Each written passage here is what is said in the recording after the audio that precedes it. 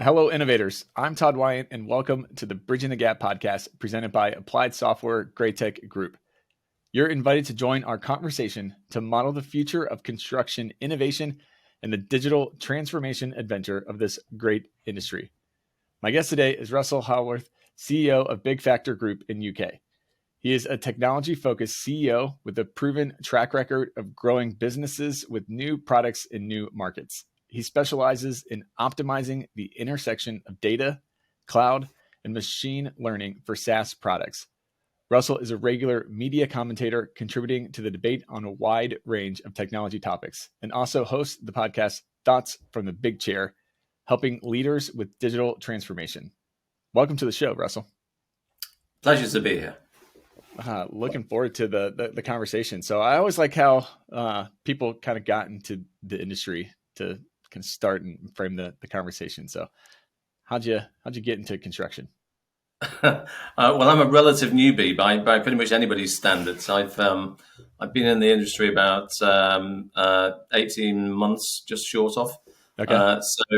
So you know, which helps actually because you come to the industry with some new perspectives, hopefully, and you can see things in a kind of fresh light. So and I came to the industry. Actually, I joined Big Factor in a company called MBS, which is based in the UK. And as a group, Big Factor's listed on NASDAQ in Sweden. And so over the years, I've acquired lots of different businesses, MBS being one of them. And MBS is a spec software business. So building specification, working a lot with architects. And that's a SaaS-based platform where we work with clients to have a lot of the software to help them specify their buildings. So that's where it started, and then I moved into the broader group to manage other businesses within the UK. Glenigan being the project information business, and a business that we've got over in Ireland called CIS. Which again does project information. So, kind of long answer to a short question, but I'm thoroughly enjoying being part of the construction technology space, and I think it's fascinating. You know, there's a fairly early stage in technology adoption across the construction landscape. So, you know, it's a good place to learn a bit more about how technology is being adopted, and also, you know, be part of the journey. Yeah. Absolutely. So what kind of opportunity do you see coming in kind of with fresh eyes? What's the opportunity in this space that kind of pulled you in? Well, I think, you know, so my background is many years in data, software and technology. And so, as you said at the outset, the kind of intersect of all of those is where it gets really interesting. And, you know, when we've got the opportunities as an industry, I would say that, you know, we talk about technology, but really what do we mean? I think we really mean data for the most part. And so I think there's a really good opportunity to look at what data we've got, how we're collecting it, how we're sharing it, how we're analyzing and using it to make better decisions. And that's where I think the real opportunity is in the construction market. I mean, it's facilitated by technology and hardware and software, but ultimately where I think the real opportunity is sharing data right the way across the construction life cycle. Right. And that's what we're doing at Big Factor. We're essentially collecting, you know, billions of data points and looking at how we can aggregate that, interpret, analyze, and give people in the industry a lot more insights so they can make better, more informed decisions. And that's the heart of what Big Factor's all about. Yeah, no, I think that's really interesting. I agree that it's a major opportunity in the space. It's also kind of funny because it seems that like it's a double-edged sword there as well, because while it's a huge opportunity, it's also a big hurdle in that how do you sync all the data up, and then what do you do with the data? And you know, are you just compiling the data for data lake's sake, or are you actually doing something useful with the data? And do you have a plan for the data? How do you encourage or kind of talk through that on how to really leverage the data for practical bottom line benefits? Yeah, so let me give you an example. So in the project information space, we use artificial intelligence and good old on the telephone research to collect data about potential projects that may be commissioned by a council or a company or a client. And we use that data and collect it and aggregate it. And we sell that data to contractors who are trying to find the new areas of potential investment so they can bid for that work. And that's a practical example of how collecting, analyzing, sharing that through a SaaS-based platform that's accessible to clients can help them get better visibility of potential projects. And then, really that's helping stimulate how they can grow their bottom line and their business by having intelligent data, but have it earlier than anybody else. And having that, I think, is one aspect of how data is really practical and valuable in the context of construction. Yeah, absolutely. So one of the issues that arises a lot in construction when it comes to data is all these data silos, and that the different softwares aren't really connected in and flowing that information together. And then you have the architects are operating in their system, the GCs are operating in their systems, and the trades are operating in their systems, and they kind of talk where they have to, but it's not fully integrated. How do you, or should you even be worried about really bringing down those walls of those data silos and really getting to that connected construction that everybody talks about?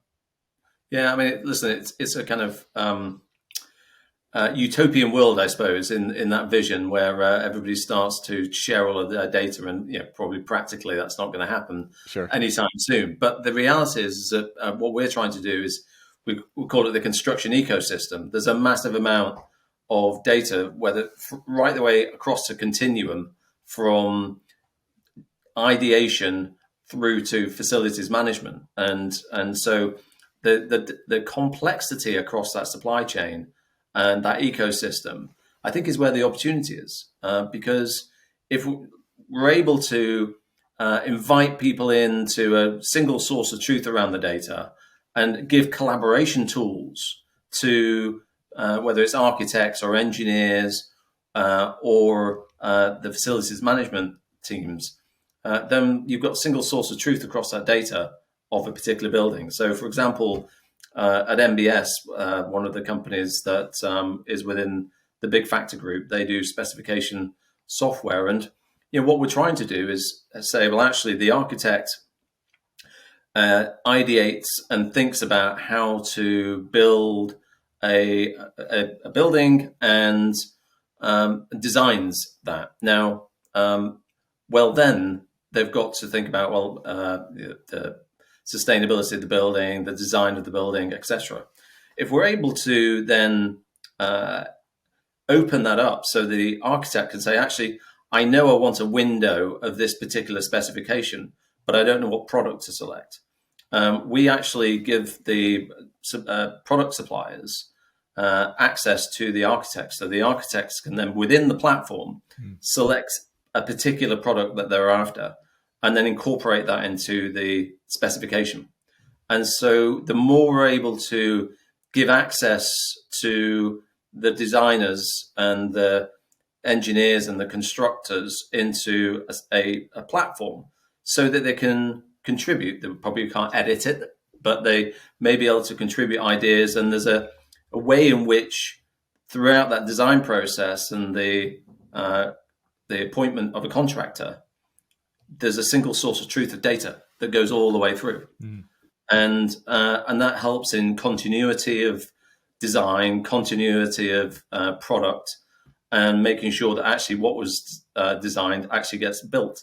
And so if the more you can invite the different factions of the industry into more collaboration tools, I think that's a real opportunity for businesses like Big Factor. And that's where we see the opportunity in the future for our business, because connecting more of those fragmented elements of the supply chain is really where the opportunity is. Mm-hmm.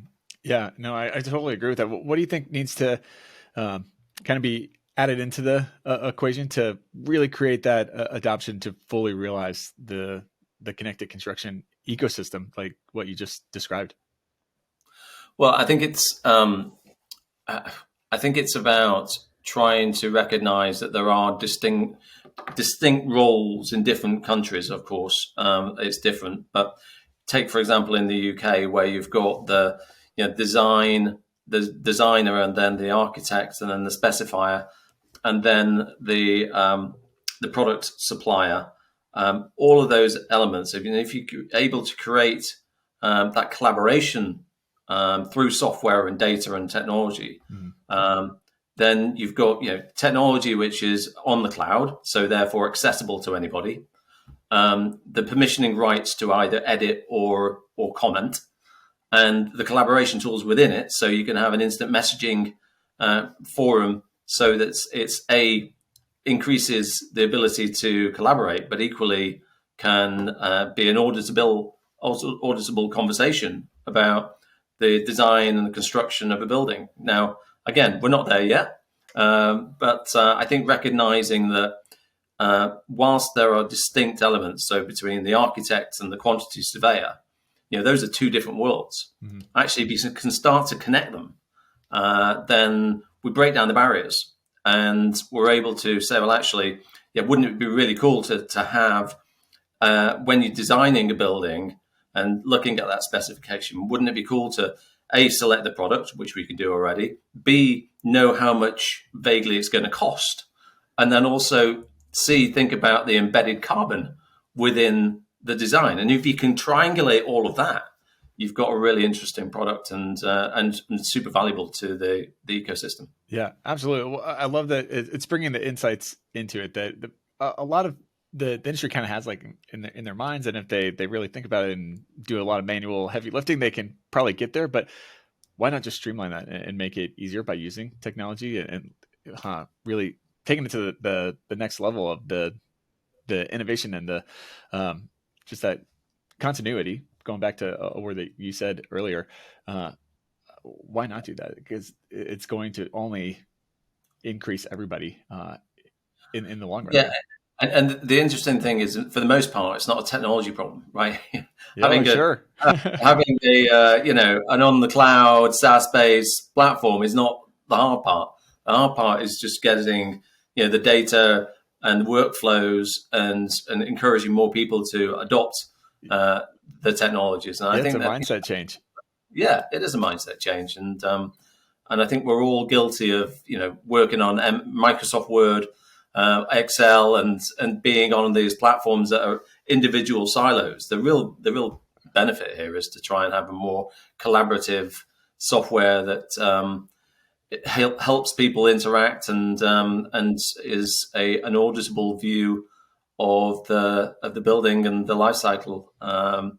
And I actually think that's going to improve decision making right the way from cost to carbon. Mm-hmm. Yeah, I love technology as much as anybody does, but I am the first to admit that if you just throw technology at the problem without fixing the underlying currents and the mindset around it, you're probably going to just make it worse. You got to fix the kind of the fundamentals of the ecosystem and so kind of with that in mind, how do you go about shifting that mindset in the digital transformation journey? What does that look like, and where does construction what are we getting wrong in that?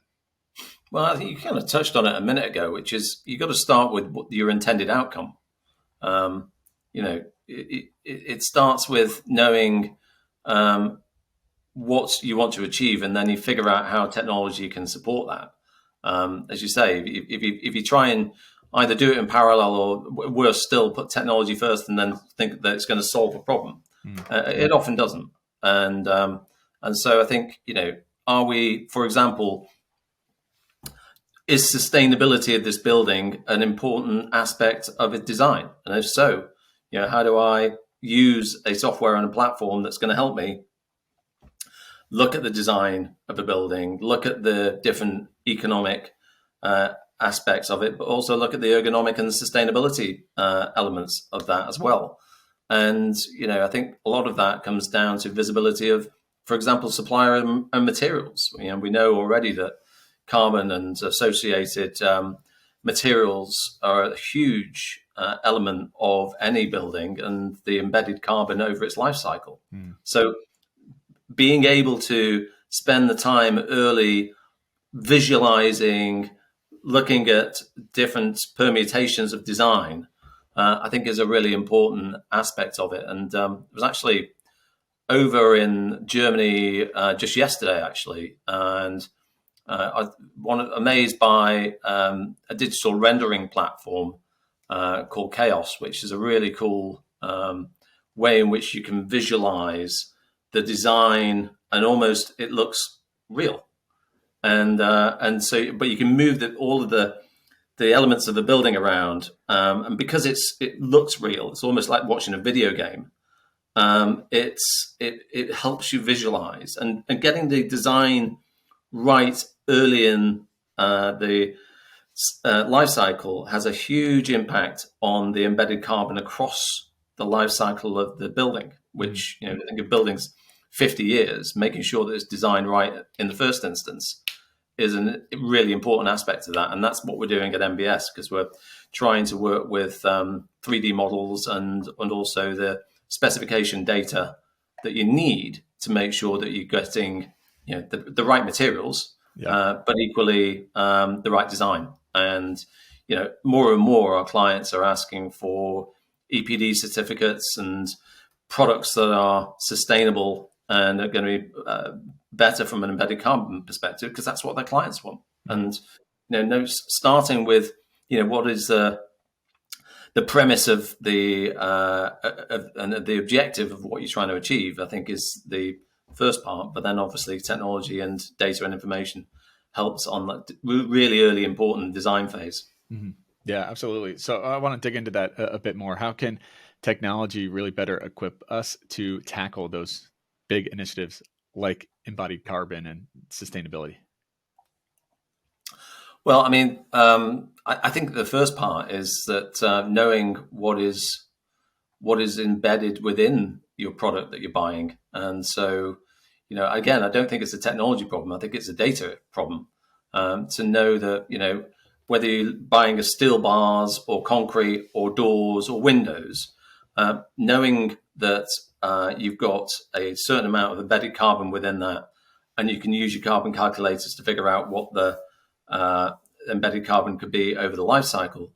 I think that's a data problem, and I think that's again facilitated by technology, and obviously there's a whole industry or sub-industry within the construction area that's trying to look at how technology can help on that design phase. I mean, you've got again, looking at some of the more ubiquitous technologies now around VR headsets and looking at how you can use VR to visualize a building and having that cross-correlated with the cost and carbon data. And they enables you to then start to say, well, actually, I've got a real good visibility on the design process, but also I know that the elements of sustainability are being factored in through the measurement of carbon at the early stage. But that requires making sure you've got a good understanding of what is in each product that you're putting within the building and including all of the materials. Yeah, absolutely. So here we're at the start of the new year in 2023. How does the industry really set themselves up for success with technology and the process that goes along with that in this new year? A good question. I mean, I think the start in many ways thinking about what are the technologies that are going to come in not just 2023 but beyond, and starting to think about where the regulation is going, because actually there's some really big targets in the UK post Grenfell, and there's a lot more regulation coming on that. There's the Biden talked about, and I think it's actually in legislation, aiming to reduce carbon emissions by 40% by 2030. Yeah. That's not far away. Right. So, if we're 2023 at the moment, then we need to start thinking about what are the technologies that are going to help us get into a more carbon neutral footprint by 2030. Well, that's EPD certification is one element of that, but making sure that we've got really good design at the early stages of the construction process, I think, is absolutely critical. And that's again, that's what we're focused on at Big Factor, which is helping clients design buildings and giving them the data and the information to know what embedded carbon is within it and how to measure it. Mm-hmm. And so 2023 is I think an opportunity to probably seize the moment and recognize the kind of direction of travel, which is, a lot of the contractors and a lot of the industries operate at really low margins. So technology can help with that. Look at everything from, more modular design, off-site construction, looking at what we can do to improve the R&D for better materials in the future, and making sure that we've got the technology to bring all of that to life. And as I say, we've got. I don't think there's anything groundbreaking in 2023. I think it's about really just kind of seizing the moment and recognizing that technology can be a way in which you can have better design, have better construction, and hopefully through investment, improve margins along the way.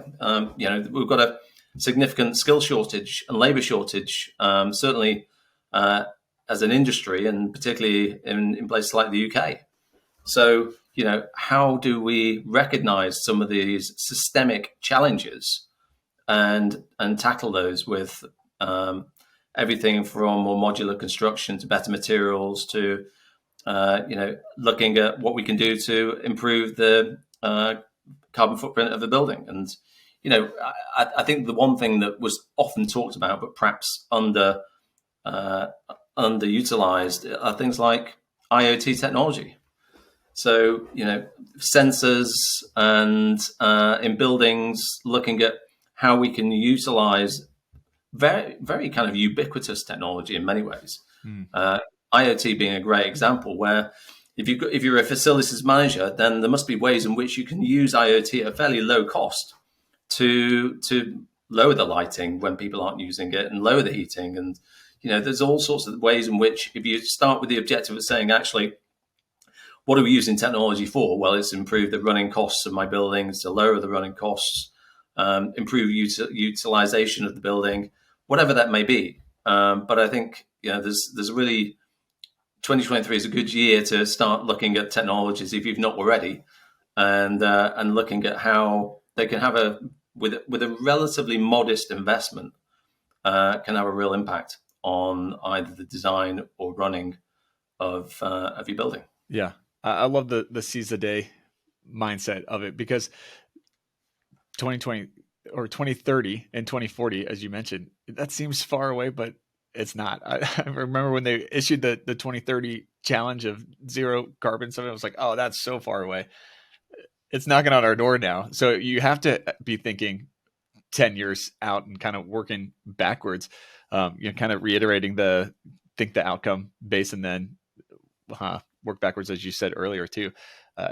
You have to do that in order to just not even necessarily be a step ahead, but just keep pace with the rest of the industry. If you're not, you're falling way behind if you don't have that eye 10 years out. Yeah. And I think it's, as I say, there's probably more regulation that's going to come down the pike as well for lots of territories across the globe, certainly the UK, and I'm sure the US as well. And I think, that's all about, how can you get one step ahead, and technology can play a role. It's not the answer, but there are data and technology that certainly will help. For sure.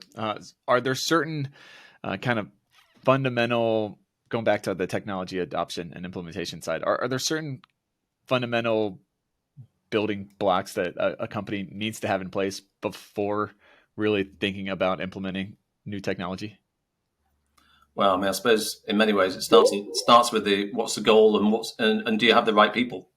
Sure. And in many ways, this industry is not known for adopting any sort of technology very quickly, and so I think the building blocks are really about understanding where you're trying to go and why, attracting the right sort of people. If you're crazy about being in digital transformation, actually, we as an industry have got a real opportunity to attract people because we're at the foothills of that. So if you want to join an industry that's on the road to digital transformation, I'd start in construction as one that has got a long road to go, and then actually could be really an interesting career for people. So I think we've got to try and attract people in the industry who see this as a massive opportunity. And there's a huge amount of investment going into construction technology. I mean, Sure. whether that's on the private equity side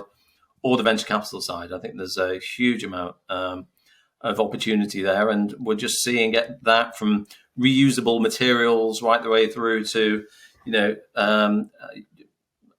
innovation when it comes to design and materials. So I think there's a really strong opportunity now to attract people into the industry, but the building blocks are kind of need to be based on what are you trying to achieve as a business, what are we trying to achieve as an industry, and this the kind of classic 3 Cs: cost, carbon, and compliance.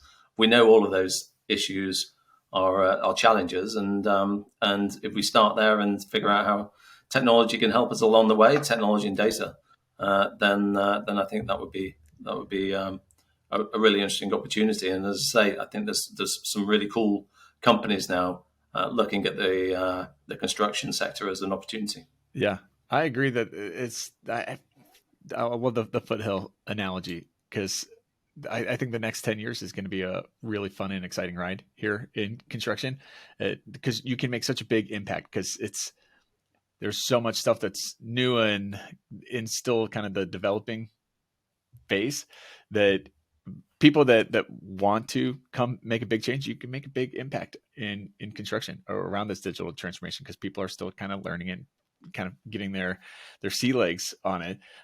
So that the opportunity is massive for somebody that's appealing to them.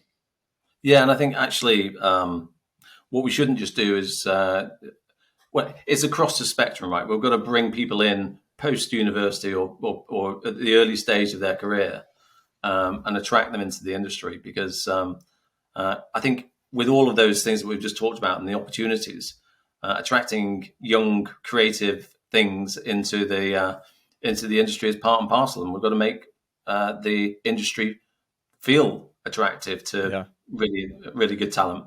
Yeah, more than agree. What does innovation mean to you? I mean, it's kind of small I and big I, right? So the small innovation aspect is just what you can do to bring in more cloud-based software, looking at how you can use IoT, looking at how you can do visualization software. All of those. I don't think those are here and now, and this is less about innovation with a big I. Innovation in your business or in a construction business could just be adopting that technology. And this is not this is about adopting the technology, by integrating it, trying to get people bought into the adoption of it, and utilizing that across your business. And so it's not innovation in the kind of wow, isn't that amazing? But it's about using technology, embedding it, and adopting it to the view that you're going to improve your 3 Cs of cost, carbon, and compliance. And if you start there, I think there's real opportunities that you don't have to wait 5 years for a big bang moment. I think there's lots of things that you can do that are incrementally really beneficial, and you could start today. And so that's on the one hand. On the kind of innovation with a big I guess, then I just think it's in materials. It's in design and materials. And, as I said, the real, really interesting companies that are looking at, how do you build marketplaces for reusable materials. It's big ideas like that are going to be really interesting, because we can't just keep on just kind of pumping more concrete into buildings, and we've got to start thinking about how we can recycle in a really efficient way, and around steel and other materials. And I think that those are really important kind of big innovation areas for the industry that we need to tackle. Mm-hmm. Yeah. So how do people find out more information on what you are doing and really connect with you? Well, on a personal level, it's russellhaworth.com. So that's one. But on a company level, we're listed on NASDAQ in Sweden. It's a big factor.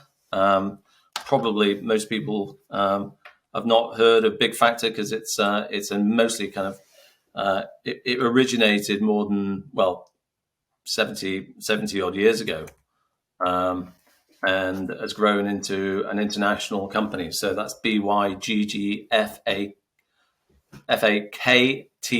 Group. So Big Factor. Nice. Awesome. Well, final question for you. If I could give you all power to innovate something in construction at the snap of your fingers, what would you choose to innovate? That's a really tough question. I think that's why I save it for the end. Yeah, hit you with the hardest one. I think it's maybe it's not. This is not terribly innovative, but I think it's that point that we started on, which is around the collaboration tools across the supply industry, because that kind of auditability, the kind of from ideation through to build, and everything in between, that information flow.